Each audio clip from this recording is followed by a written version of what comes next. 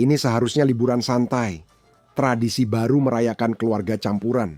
Namun, saat kapal pesiar Carnival The Horizon kembali ke pelabuhan 6 hari kemudian, seorang penumpangnya dibawa turun dalam kantong jenazah. Korban adalah gadis muda dengan masa depan cerah, seorang putri yang ingin bergabung dengan militer. Anak yang lebih tua, yang usianya sekitar 16 tahun, menjadi tersangka dalam kematian anak tiri. Seorang putri berusia 18 tahun yang berada di kamar yang sama. Tapi sekarang, bukan hanya FBI yang sedang menyelidiki, tapi setiap detail pribadi dari keluarga ini sekarang menjadi konsumsi publik. Tersangka kematian Anna Kepner adalah salah satu dari mereka sendiri. Namun, banyak yang bertanya, jika demikian, mengapa dakwaan belum diajukan? Kami membahas kasus dari hukum dan kriminal. Saya Chris Stewart.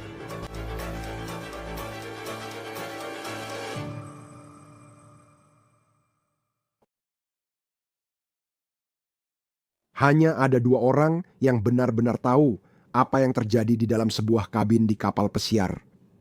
15 dek dengan 4.000 penumpang. Salah satunya, menurut anggota keluarga, adalah seorang anak laki-laki berusia 16 tahun. Satunya lagi adalah saudari tirinya yang berusia 18 tahun, Anna Kepner. Anna berasal dari Titusville, Florida, komunitas pesisir Atlantik yang dikenal sebagai Space Coast. Karena dekat Kennedy Space Center hanya sekitar 3 jam ke utara dari Miami. Gadis 18 tahun itu akan lulus sekolah menengah atas musim semi ini dari Temple Christian School. Tempat dia sangat disayangi guru dan teman-temannya. Anna punya rencana besar setelah dia lulus. Keluarganya menyatakan dia baru saja menyelesaikan tes untuk masuk militer. Secara khusus, keluarganya mengatakan bahwa dia ingin bergabung dengan Angkatan Laut. Lalu suatu hari, dia berencana untuk kembali ke rumah. Sebagai penegak hukum, dia ingin jadi petugas anjing pelacak. Kini terlihat Anna mungkin cocok untuk Angkatan Laut. Media sosialnya menunjukkan dia suka air. Mei tahun ini dia berlayar dengan kapal pesiar Carnival bersama keluarga. Ini adalah video TikTok dari perjalanan itu di musim semi. Lalu ini adalah video lain yang dia unggah dari perjalanan itu dengan keterangan, "Aku ingin kembali." Beberapa bulan kemudian, pada November, keluarganya memutuskan untuk kembali berlayar. 9 anggota keluarganya naik kapal pesiar Carnival. Salah satunya bernama The Horizon, untuk pelayaran 6 hari yang akan berangkat dari pelabuhan Miami. Lalu singgah di beberapa tempat di Karibia sebelum kembali ke Florida Selatan. 8 orang lain yang ikut kapal pesiar dengan Anna adalah keluarga barunya yang sudah bertambah, yaitu keluarga campuran. Ayahnya, ibu tirinya, saudaranya, dan saudara tiri barunya yang salah satunya adalah seorang anak laki-laki berusia 16 tahun. Kakek nenek Anna, saudara tirinya, mengatakan bahwa Anna dan anak laki-laki itu punya hubungan seperti kakak adik sejati. Mereka mengatakan pada ABC News bahwa keduanya sangat dekat. Kapal pesiar keluarga Kepner itu seperti kota terapung, kapal besar yang dapat menampung sekitar 4.000 penumpang. Ada bar, restoran, banyak sekali aktivitas, dan dek kolam renang. Kapal itu berlayar dari pelabuhan Miami, lalu menuju beberapa tujuan seperti Jamaika, Kepulauan Cayman, dan Cozumel, Meksiko. Kami menemukan secara online bahwa mereka mengiklankan pelayaran 6 hari dari Miami. Kami yakin itu pelayaran yang dijalani keluarga Kepner saat ini. Kapal ini beroperasi sejak 2018. Lihat di sini. Ini cetak biru milik Carnival di situs webnya yang menunjukkan tata letak kapal dengan 15 dek. Sepertinya ada begitu banyak kegembiraan di atas kapal itu saat berangkat ke laut. Namun, saat kapal itu kembali 8 November, suasananya sangat berbeda. Hal itu memicu misteri yang masih dicari jawabannya. Berikut rekaman saat jenazah Anna dibawa dari kapal. Jenazah dibawa ke kantor medis Miami-Dade County. Video ini direkam oleh reporter WSVN televisi Sheldon Fox. Saat ini, kami belum tahu jenazah siapa yang diangkat dari Horizon. Kami belum tahu apakah ini kematian tidak sengaja, darurat medis, atau hal yang lebih serius. Kami menghubungi Carnival Cruise Lines setelah video itu viral dan berikut pernyataan mereka. Kematian seorang tamu yang bepergian dengan kapal Carnival Horizon yang kembali ke pelabuhan Miami pada hari Sabtu 8 November sedang diselidiki oleh FBI. Karena masalah ini masih ditangani penegak hukum, kantor urusan publik FBI Miami yang berwenang memberikan info lebih lanjut. Fokus kami adalah mendukung keluarga tamu kami. Mendengar FBI terlibat pasti langsung menarik perhatian Anda. Itu membuat Anda bertanya-tanya apakah seseorang kehilangan nyawa di kapal akibat ulah orang lain. Saya berbicara dengan pengacara maritim Michael Winkelman saat merekam ini. FBI belum beri pernyataan, tapi mereka sedang menyelidiki. Apa yang itu katakan kepada Anda? Kita tidak tahu apakah ada tindakan kriminal yang terlibat dalam hal ini, tapi apa artinya bagi Anda bahwa FBI sedang menyelidiki? Ya, Chris, sebenarnya tidak banyak maksud saya. Dan dalam kasus kejahatan orang tua jatuh ke laut atau kematian yang melibatkan warga Amerika Serikat, FBI pasti terlibat, terlepas ada tindak kriminal atau tidak. FBI terlibat bukan hal mengejutkan karena memang punya yurisdiksi untuk kasus seperti ini. Jadi itu tidak benar-benar mengarahkan saya ke satu arah. Namun, dalam kasus seperti itu, kita sering melihat orang jatuh ke laut. Saya rasa caranya kamu tahu, bahkan kantor sheriff dari Miami pun tidak. Kamu tahu, saya tahu mereka begitu. Itu mungkin terjadi di perairan internasional. Maksud saya, FBI pada dasarnya menangani ini seolah-olah mereka adalah lembaga penegak hukum untuk kejadian-kejadian seperti ini. Apakah itu situasi kecelakaan atau sesuatu seperti tindakan kriminal? Pasti, 100%. Jadi kapanpun warga negara atau penduduk Amerika Serikat mengalami masalah besar saat naik kapal pesiar, FBI terlibat, dan tapi juga akan ada keterlibatan dari penegak hukum lokal, penegak hukum negara bagian. Jadi ada banyak pihak yang terlibat. Jadi yang terjadi sekarang adalah FBI pasti memimpin penyelidikan. Menurut saya mereka sudah hampir menyelesaikan penyelidikannya. Saya tidak ragu, Chris, bahwa ada banyak sekali informasi atau pengetahuan tentang apa yang terjadi. Itu sudah diketahui oleh keluarga, pihak kapal pesiar, dan FBI. Karena belum dipublikasikan, sekarang kita hanya bisa berspekulasi tentang apa yang terjadi. Setelah lebih dari 20 tahun melakukan ini, dan firma hukum saya selama 50 tahun, sayangnya, hal ini tidak terlalu mengejutkan. Maka ini jarang, ya. Apakah terjadi? Ya, saya juga punya perasaan kuat penyebabnya. Tidak butuh waktu lama, sampai media sosial mulai berspekulasi bahwa kematian Anna adalah akibat dari tindakan jahat. Tapi bahkan sampai hari ini, FBI belum merilis informasi apapun tentang penyelidikan mereka. Mereka hanya menyatakan secara terbuka sedang menyelidiki kematian penumpang di kapal.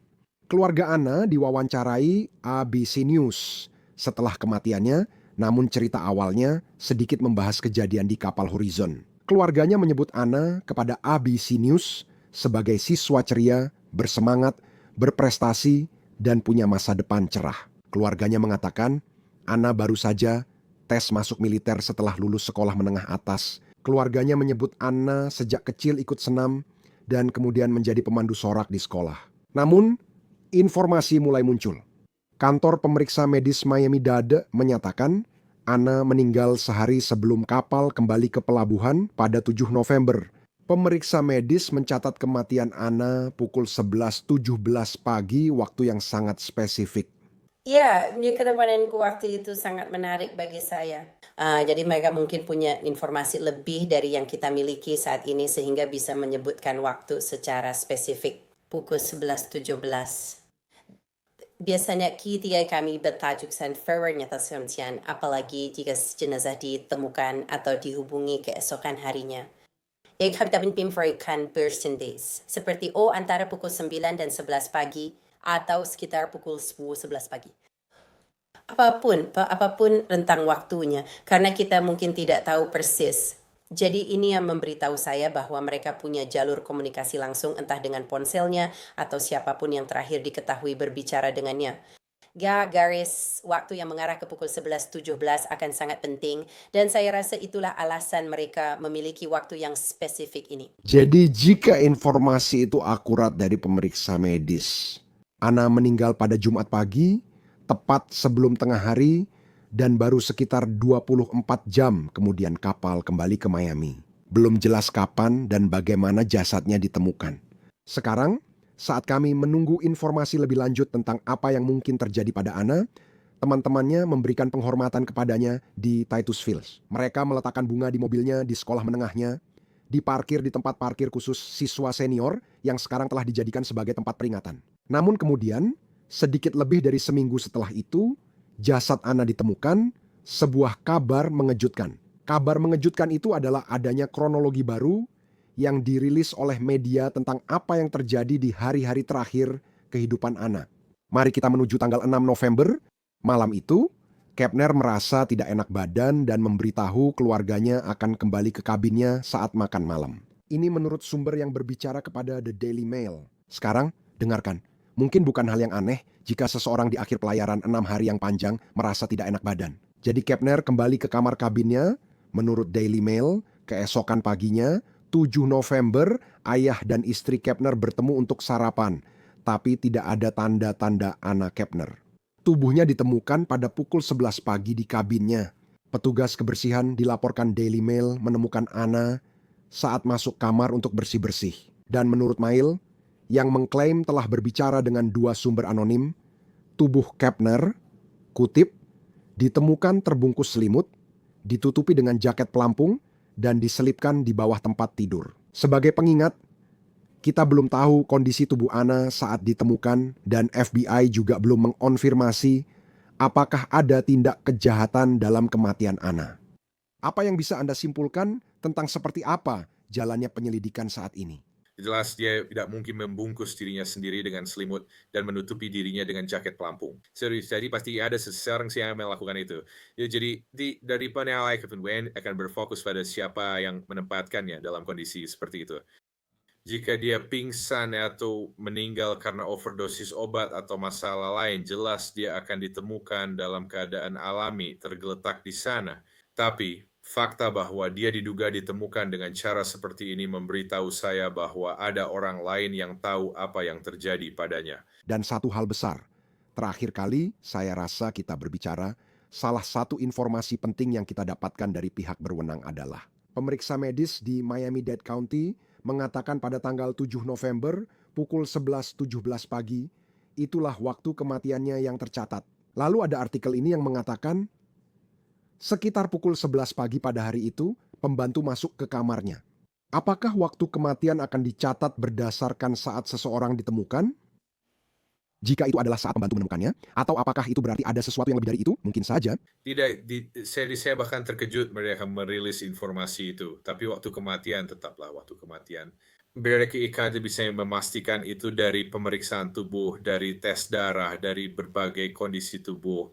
Maksud saya, ilmu di balik mengidentifikasi pasien waktu kematian untuk seseorang yang sudah meninggal itu sangat maju. Jadi mereka bisa mendapatkannya cukup mendekati waktu sebenarnya. Jadi ketika dia ditemukan dan waktu kematiannya mungkin ada perbedaan, hanya berdasarkan informasi yang ada. Itu seperti bolak-balik dan belum ada yang dikonfirmasi. Bagaimana jalannya penyelidikan? Jika kamu menemukan mayat seperti ini dan belum tahu ada unsur kejahatan atau tidak, bagaimana? Namun, mereka baru kembali ke pelabuhan keesokan harinya. Setahu saya, orang-orang diminta keluar kamar sekitar jam 7 pagi di D ini, tempat kejadian itu.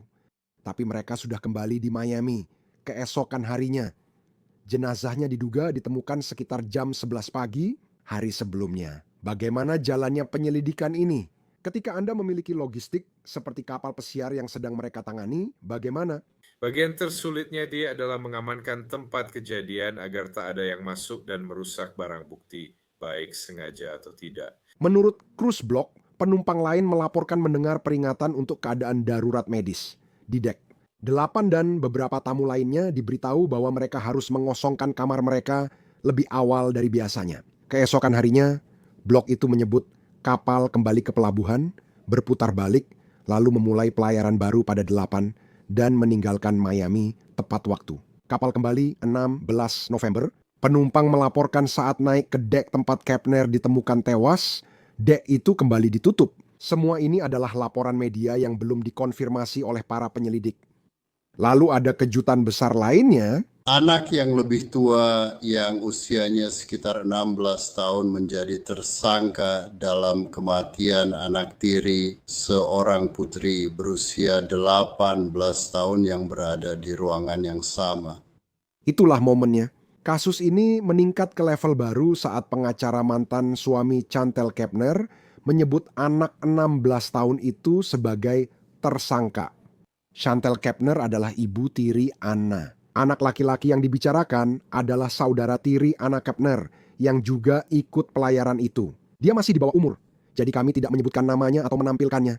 Jika dia nantinya didakwa sebagai orang dewasa, kami akan mengumumkan informasi tersebut. Ibu tiri, Anna Kepner, Chantel, yang ikut dalam pelayaran bersama Anna, hadir dalam sidang hak asuh yang terkait dengan perceraian. Ini terjadi setelah pelayaran. Kasus ini tidak secara langsung terkait dengan pelayaran, tetapi kami mendapatkan informasi melalui sidang hak asuh tersebut. Berdasarkan catatan pengadilan, Chantel telah menjalani proses hak asuh dengan mantan suaminya selama lebih dari setahun. Salah satu anak yang jadi sorotan di sidang hak asuh itu adalah saudara tiri Anna, 16 tahun. Saat ini juga sedang berlangsung penyelidikan oleh FBI terkait anak berusia 16 tahun tersebut, serta ada keterlibatan Department of Children and Families, dan ada penyelidikan terbuka dari Department of Children and Families terhadap ayah dalam kasus ini. Di sana, FBI telah membebaskan klien saya dari segala kesalahan. Dia sama sekali tidak dianggap sebagai tersangka dalam masalah ini. Saya akan kerulitan jika mereka membebaskan anak berusia 16 tahun itu di pengadilan karena saya tidak ingin ada hal yang dilakukan yang bisa memberatkan pemuda itu, Bu. Segera setelah kejadian itu dia dirawat di rumah sakit, lalu dia keluar dari rumah sakit. Dan ayah juga ingin berpartisipasi. Mereka telah menandatangani kesepakatan pada dasarnya mengizinkan dia tinggal bersama kerabat ibu dan mereka juga mendapatkan konseling dan sebagainya untuknya. Sekarang, Anda mendengar pengacara ibu, Chantel, menyebut anak laki-laki itu dibawa ke rumah sakit setelah insiden dan sedang konseling. Dia juga kemudian mengatakan, ini 1 Desember pukul 9 pagi. Bolehkah saya bicara? Timotius punya janji dengan psikiater Desember 2015. Sam, tunggu sebentar. Saya ingin kamu bicara dulu dengan pengacaramu sebelum berbicara. Kalau dia izinkan kamu bicara, saya tidak masalah. Tapi sebaiknya kamu tanya dulu ke dia. sekarang kamu bisa lihat Chantel membahas janji temu psikiater untuk anak laki-laki yang diduga tersangka kasus ini. Anna Kepner dilaporkan tinggal di sebuah kamar bersama dengan tersangka tersebut. Dan saudara kandung laki-lakinya itu dikabarkan mendengar beberapa teriakan. Malam ketika Anna meninggal di dalam kamar itu, kakek nenek Anna mengatakan ke ABC News bahwa hanya saudara tiri Anna yang terlihat masuk ke kamar itu malam Anna meninggal. Kamu terus ada fontui masuk di lorong-lorong bagian tertentu kapal itu, jadi kamu bisa memastikan dengan cukup baik. Terakhir kali dia masuk ke kamar itu dan tidak keluar lagi, siapa yang ada di dalam bersama dia. Kamu juga bisa lewat. Saya wajasi kering semua kunci sudah elektronik juga, jadi kamu bisa mengetahui siapa yang benar-benar mengakses ruangan itu pada waktu tertentu. Jadi garis waktunya bisa ditetapkan dengan cukup baik hanya dari kamera video itu sendiri, dan kamu tahu sejauh saksi juga orang tua. Kapan yang terakhir mereka melihatnya, kamu tahu dia tidak enak badan saat makan malam dan dia kembali ke kamarnya. Ya, ada titik awal dari terakhir kali seseorang mungkin melihatnya hingga terakhir kali seseorang keluar dari kamar itu selain dia. ABC melaporkan kematian Anna sedang diselidiki sebagai kasus pembunuhan. Media tersebut mengatakan bahwa keluarganya memberitahu mereka bahwa Anna meninggal karena dicekik. Seseorang dilaporkan menaruh lengan di lehernya dan mencekiknya sampai mati. Anda sedang melihat sertifikat kematian Anna Kepner diperoleh oleh Fox News. Dokumen itu tidak menyebutkan penyebab kematian, hanya menyatakan jenazah telah dikremasi. Upacara peringatan diadakan di Titusville, Florida, sebelah timur Orlando, yang kini menjadi asalnya. Penyelidikan melalui laporan media dan apa yang dikatakan keluarga secara terbuka menjadi semakin jelas. Namun, FBI belum melakukan penangkapan atau membuat pernyataan publik yang berarti anak ini tidak akan kemana-mana. Jadi FBI menyadari bahwa tidak ada rasa urgensi yang tinggi karena masa kedaluarsa penuntutan belum habis. Dia tidak akan terbang ke luar negeri dan melarikan diri. Mereka tahu lokasinya, dia mengawasinya dan ingin memastikan kasus mereka sangat kuat. Hal terpenting adalah menyelesaikannya dengan benar, bukan menyelesaikannya dengan cepat. Dan begitu kamu melakukan penangkapan, maka waktu persidangan cepat itu mulai berjalan.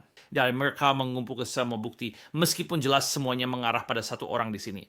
Jika kamu ingin berbuat kejahatan, melakukannya di kapal pesiar itu sangat bodoh. Karena kapal pesiar mungkin salah satu tempat terburuk deh, karena ada ribuan saksi potensial di kapal itu.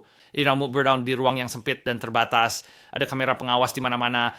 Ada kartu akses yang membuat orang tahu kemana kamu pergi. Ya, Wina, ini menurut saya, real kasus ini akan mengarah pada penangkapan, meskipun saya tidak bisa mengatakan kapan tepatnya. Bahkan kakek neneknya mengatakan kepada ABC News bahwa rekaman kamera hanya menunjukkan satu orang lain masuk ke kamar itu, yaitu saudara tiri Anna Kepner yang berusia 16 tahun. Sebanyak apapun kamera yang ada di kapal pesiar Karnival, tidak ada kamera di dalam kamar, jadi kita tidak tahu apa yang sebenarnya terjadi di dalam sana. Hal itu yang menyebabkan kematiannya, meskipun menurut ABC dia meninggal karena dicekik. Sebagai jaksa, bukti seperti apa yang Anda butuhkan saat menyusun kronologi kejadian di dalam kamar itu? Apa yang Anda perlukan untuk menangkap? Sebenarnya Anda tak perlu motif untuk menangkap meski juri ingin tahu alasannya. Alat, motif, dan kesempatan tetap penting. Tapi bagi seorang jaksa, Anda hanya saling ingin terbukti kasus yang berkunjungan bahwa paling lebih yang berlaki kingked. Tidak seperti polisi yang hanya butuh alasan masuk akal untuk menangkap, beban pembuktiannya sangat rendah. Jaksa memiliki tanggung jawab untuk hanya mengajukan tuntutan ketika mereka memiliki keyakinan yang tulus bahwa mereka dapat memperoleh vonis bersalah di luar keraguan yang wajar. Jadi kita sedang membicarakan beban pembuktian yang jauh lebih tinggi. Jadi itulah salah satu alasan mengapa menurut saya Anda belum melihat adanya penangkapan. Karena mereka hanya ingin memastikan mereka mendapatkan kartu aksesnya, mereka ingin mengetahuinya. Dia adalah orang yang masuk ke ruangan itu larut malam. Ada rekaman video pengawasannya. Mereka sedang mencari siapa saja, saksi-saksi. Mereka akan mencari DNA dan sidik jari di tubuhnya. Mereka akan memeriksa semuanya. Juga saya pikir mereka ingin tahu penyebab kematiannya sekarang. Ada laporan bahwa pemeriksa medis memang menyatakan ini sebagai kasus pembunuhan. Dan sejauh menyangkut cara kematian karena asfiksia, itu juga sangat penting bagi jaksa penuntut. Berhasil dari saya itu memastikan bahwa itu adalah pembunuhan, bukan bunuh diri, bukan kecelakaan. Dan mereka juga ingin mengetahui cara kematiannya. Jadi hanya bisa mengarah pada orang yang ada di ruangan bersama korban saat itu. Dan tampaknya hanya satu orang. Kami juga ingin mencatat bahwa meskipun kematian Anna Kepner, penyebabnya dilaporkan adalah pencekikan. Laporan berita ABC juga mengatakan tidak ada tanda-tanda pelecehan seksual atau obat-obatan atau alkohol dalam tubuhnya pada saat kematiannya. Hal ini belum dikonfirmasi FBI. Belum jelas apakah saudara tiri ini akan didakwa dalam kasus ini atau menghadapi tuntutan. Sebagai orang dewasa, untuk saudara tiri Anna Kepner yang berusia 16 tahun ini, dan dia, kau tahu, keluarganya sendiri yang mengatakan bahwa dia adalah tersangka dalam kematian Anna Kepner. Dan kemudian kakek neneknya mengatakan bahwa dia satu-satunya yang masuk ke kamar tempat Anna Kepner akhirnya ditemukan meninggal. Dia berusia 16 tahun. Jika dia didakwa terkait kematiannya, apapun dakwaannya, seberapa besar kemungkinan dia akan diadili sebagai orang dewasa?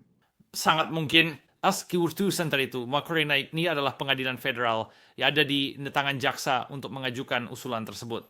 Jadi bahwa ini adalah pengadilan dewasa, bukan pengadilan anak. Dan kemudian keputusan ada di tangan hakim untuk menyetujuinya. Ini ada lebih banyak kebebasan bagi jaksa di pengadilan negara bagian. Jika ini adalah kasus negara bagian, jaksa Itsekis berkata, oke, small first ini. Di pengadilan dewasa, hakim memiliki kebebasan yang lebih sedikit. Hakim di pengadilan federal lebih bebas. Ini dalam kasus seperti ini, di mana calon terdakwanya berusia 16 tahun dan ada kasus pembunuhan, hampir pasti akan dibawa ke pengadilan dewasa. Ya, karena jika tidak, maka sistem peradilan anak hanya memiliki yurisdiksi sampai usia 21 tahun. Jadi Anda bisa menuntutnya dan Anda bisa menahannya di fasilitas anak sampai usia 21 tahun. Dan setelah itu dia bebas. Ya, itu bukan situasi yang ideal dalam keadaan apapun. Jadi kemungkinan besar dia akan diadili di pengadilan dewasa. Dia bisa mendapatkan campuran sanksi anak dan dewasa, tapi pengadilan dewasa sangat berbeda dengan pengadilan anak. Pengadilan dewasa fokus pada hukuman, sedangkan pengadilan anak pada rehabilitasi. Sekarang, ada pertanyaan tentang seperti apa hubungan Anna dengan saudara tirinya.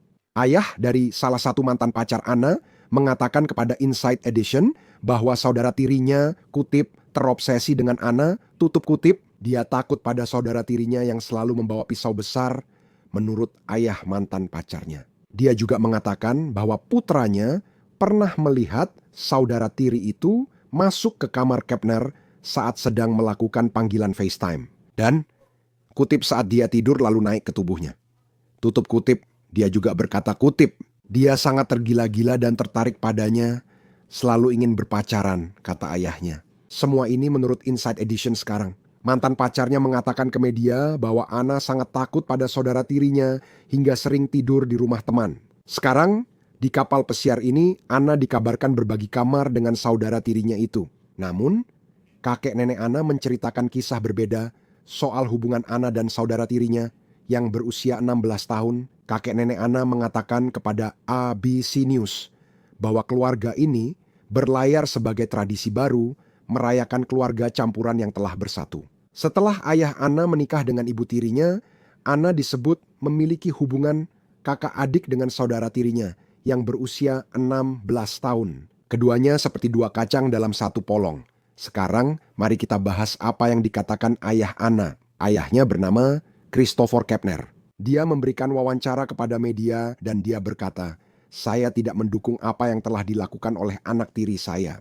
Akhir kutipan sekarang, dia menyatakan tidak mengonfirmasi atau menyangkal pengetahuan tentang dugaan tindakan anak tirinya menurut majalah People. Kepner juga mengatakan, "Saya ingin dia menghadapi konsekuensinya. Saya akan berjuang untuk memastikan hal itu benar-benar terjadi." Majalah People kemudian menanyakan kepadanya, apakah dia berpikir anak tirinya bertanggung jawab atas kematian putrinya? Dan dia berkata, "Saya tidak bisa mengatakan. Saya tidak bisa mengatakan bahwa dia bertanggung jawab, tapi saya juga tidak bisa menolak. Dia satu-satunya yang ada di dalam ruangan." Dan FBI sedang melakukan penyelidikan yang sedang berlangsung di mana mereka harus memberikan bukti untuk mengatakan bahwa dia memang melakukannya atau tidak melakukannya. Kutipan selesai. Dia juga mengatakan bahwa dia menganggap anak tirinya sebagai anak biasa yang dekat dengan putrinya. Dan dia tidak pernah menyangka hal seperti ini bisa terjadi pada suatu saat. Apakah Anda mengetahui bahwa salah satu anak tersebut telah meninggal dunia? Ya, Siapa nama saudara tiri itu? ANNAKEPNER. Detail mengejutkan tentang jam-jam terakhir sebelum kematian Anna Kepner telah terungkap. Sekali lagi, ini bukan dari FBI, melainkan dari sidang hak asuh yang tegang minggu lalu di pengadilan. Pada sidang ini, ibu tiri Anna, Chantel, diinterogasi tentang keputusan yang dia dan suaminya, Christopher Kepner, buat dalam pelayaran keluarga yang bernasib buruk itu. Dia mengungkapkan bahwa 3 remaja, Anna yang berusia 18 tahun, saudara tiri laki-laki berusia 16 tahun, dan saudara tiri laki-laki berusia 14 tahun, semuanya ditempatkan dalam satu kamar di kapal. Dia mengakui anak laki-laki 16 tahun yang kini jadi tersangka 2 kali lupa minum obat malam penting selama perjalanan itu. Ia bersaksi bahwa tak ada yang memeriksa mereka. Pada malam kematian Anna, pengacaranya kemudian mengungkapkan hal penting. Saudara tiri Anna Kepner bisa menghadapi tuntutan. Ini pertama kali kami mendengar di pengadilan bahwa tuntutan pidana atas kematian Anna benar-benar dipertimbangkan. Pada titik ini kami belum yakin. Kami belum yakin apa yang akan dilakukan FBI, apakah dia akan didakwa secara federal atau mereka akan menyerahkannya ke negara bagian. Sekarang, dengan kemungkinan penuntutan itu yang masih menggantung, Chantel dipanggil ke mimbar saksi dan dia dipaksa untuk menjawab tentang lingkungan serta keputusan yang sedang diselidiki oleh FBI. Pertanyaannya langsung membahas tentang kapal pesiar dan pilihan-pilihan yang diambil di sana. Apakah Anda baru saja naik kapal pesiar? ya, Dan apa nama ada anak-anak yang ikut bersama Anda dalam pelayaran itu? Apakah Anda menghubungi Tuan Hudson untuk meminta persetujuannya terkait paspor anak-anak? Saya menghubunginya untuk memberitahukan niat saya membawa anak-anak berlayar dan meminta paspor, padahal paspor tidak diperlukan untuk pelayaran ini. Dan Tuan Hudson sebenarnya menolak untuk bekerja sama dalam pengurusan paspor. Untuk tanda tangan paspor.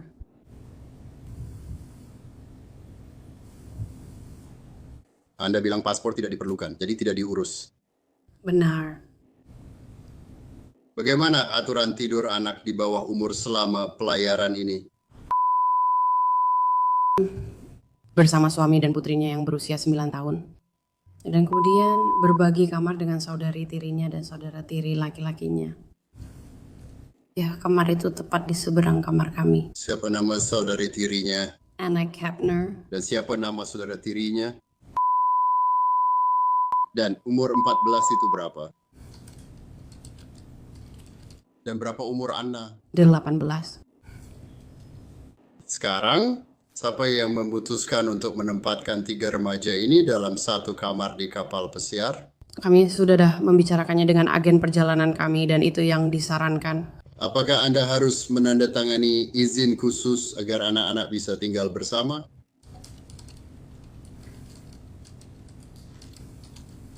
Jadi, apakah itu keputusan bersama antara Anda dan suami Anda? Benar?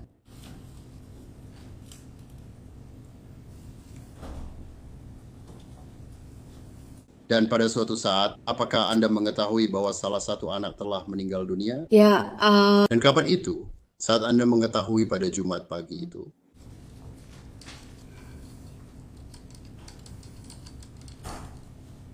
Kapan Anda terakhir melihat anak itu sebelum Jumat pagi? Kamis malam.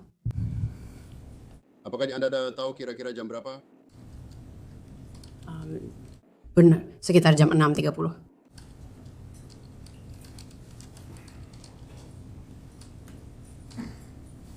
Nenek Anda.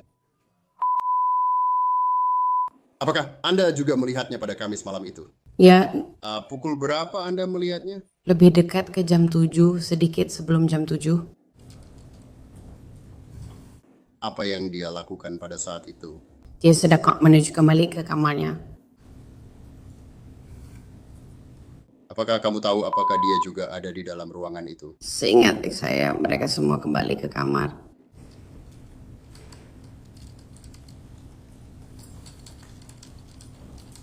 Jadi di mana kamar mereka kalau dibandingkan dengan kamar kamu? Tepat di seberang lorong. Kamu keluar dari kamarku, kamar mereka persis di depannya.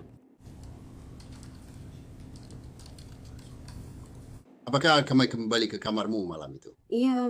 Jam berapa kamu kembali ke kamarmu? Jam 7. Jam 7 malam. Ya, benar. Sebenarnya lebih dekat ke jam setengah 8. Apakah kamu tak pernah ada di kamar selama sisa malam itu? Iya. Dengan remaja di seberang lorong, pernahkah kamu memeriksa mereka? Tidak, aku langsung tidur.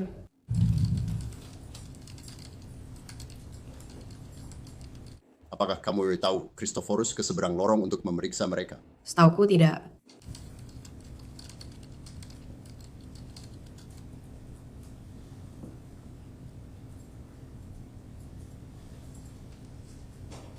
Apakah kau tahu apakah dia pernah keluar dari kamar malam itu?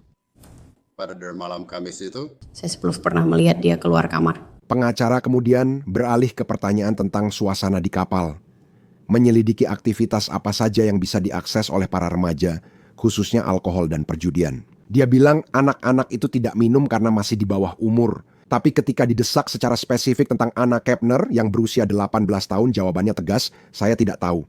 Sekarang, ini menimbulkan pertanyaan tentang pengawasan atau kesadaran seperti apa yang ada terhadap apa yang dilakukan Anna, seorang dewasa yang berbagi kamar dengan 2 anak di bawah umur. Dengarkan ini. Sudah kamu minum semuanya saat pelayaran? Aku minum 2 Pinocchio dan 1 Blue Hawaiian di awal minggu, 1 per hari, bukan di hari yang sama.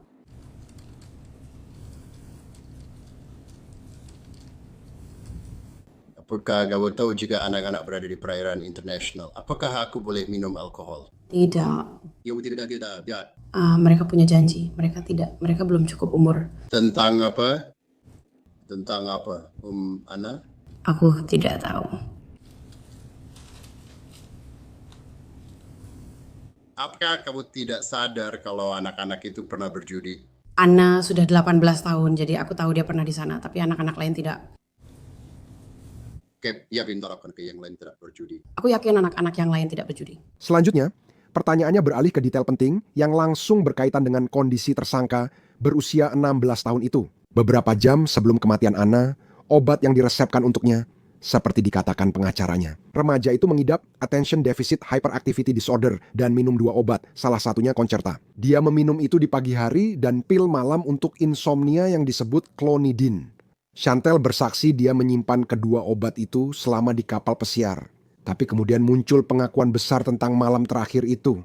Sejauh apakah dia punya diagnosis apapun? Dia punya Attention Deficit Hyperactivity Disorder. Sudah berapa lama dia didiagnosis Attention Deficit Hyperactivity Disorder? Es viene sin sus patas.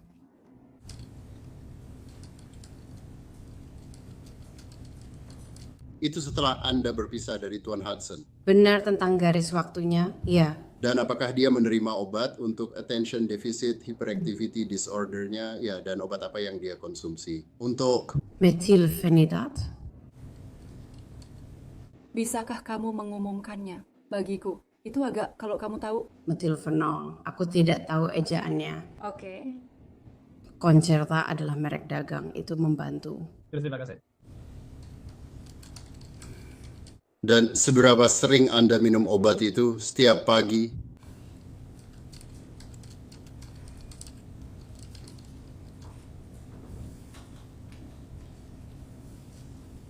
Apakah dia membawa obat itu saat berlayar? Ya, dia juga minum pil di malam hari. Obat yang sama? Bukan, itu clonidine. Itu untuk apa? Insomnia.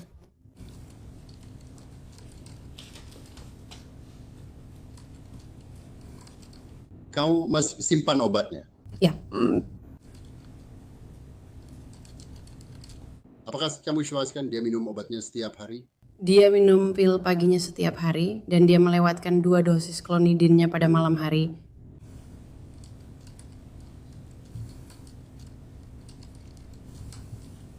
Kamu juga mengenal clonidine-nya, iya?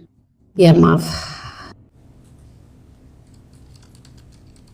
Maksudmu apa? Dia melewatkan dosisnya. Apa yang terjadi di sana? Dia tidur sebelum mendapatkan dosisnya. Dia sudah tertidur. Termasuk pada Kamis malam itu. Maka kami simulasi itu, dia tidak mendapatkannya. Aku tertidur sebelum dia. Jadi hanya untuk memastikan aku mengerti maksudmu. Selama di kapal pesiar, dia 2 kali lupa minum obat malam itu. Salah satu malamnya karena dia tertidur sebelum minum obat, dan malam satunya lagi adalah malam sebelumnya. Benar, aku tertidur sebelum dia tertidur. Jadi dia tidak mendapatkan obatnya malam itu. Ya, dia belum datang sebelum kejadian itu. Bu, semuanya terima kasih. Jadi, menurut kesaksiannya sendiri, tersangka berusia 16 tahun itu, menurut kata-katanya, yang telah diresepkan obat untuk insomnia, tidak menerima obat tersebut. Malam terakhir, dia bilang tertidur duluan dan tidak memberinya obat itu sekarang. Hal ini langsung menimbulkan pertanyaan bagi penyelidikan. Bagaimana kondisi mental atau kemampuan untuk tidur malam itu tanpa obatnya? Apakah hal itu bisa berperan dalam tindakan atau perilakunya? Saat rekaman ini dibuat, belum ada yang ditangkap terkait kematian Anna Kepner. Kami terus memantau kasus ini untuk pembaruan dan kemungkinan adanya tuntutan. Itu saja untuk kasus dari Law and Crime. Langganan di YouTube dan Spotify. Saya Chris Stewart, sampai jumpa di lain waktu.